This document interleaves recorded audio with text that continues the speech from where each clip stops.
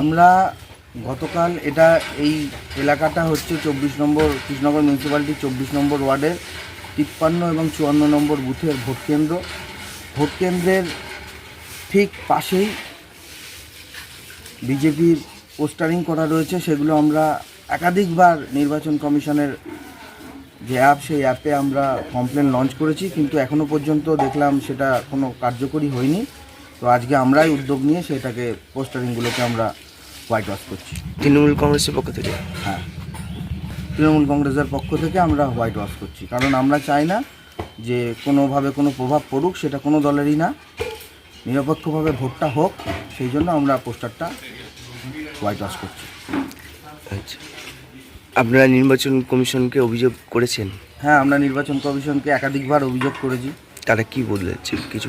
তারা তো বলেছিল যে হ্যাঁ হয়ে যাবে, রিপ্লাইও এসেছিল। আপনি নিজে হাতে সেগুলোকে এখন মুছলেন?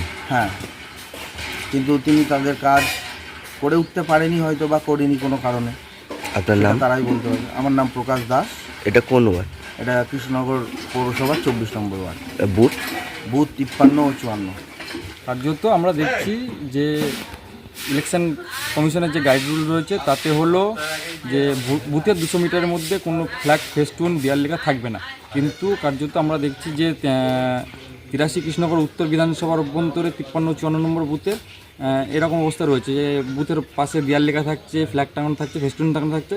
নির্বাচন কমিশনের এই জিনিসগুলো দেখা দরকার ছিল।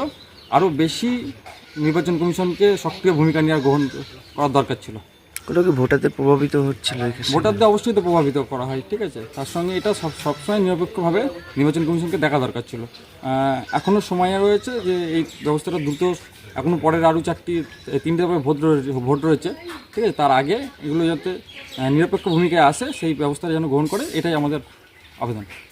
এটা কোন জায়গায়, কত নম্বর বুথ? এটা হলো 83 কৃষ্ণনগর উত্তর 53-54 নম্বর বুথ, আর হেমন্ত সরকার লেন শ্রীরামকৃষ্ণ প্রাইমারি স্কুল। আপনার নাম? কিষাণু হালদার। আপনি? আমি সিপিআইএমের লিডার।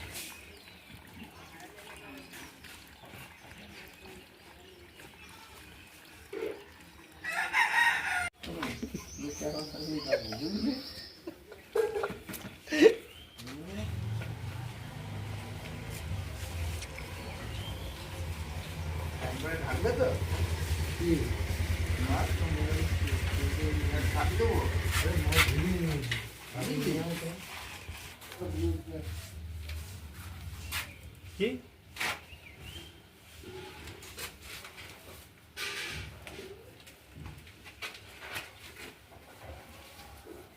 ভোলা নিয়ে আসবি একটা? না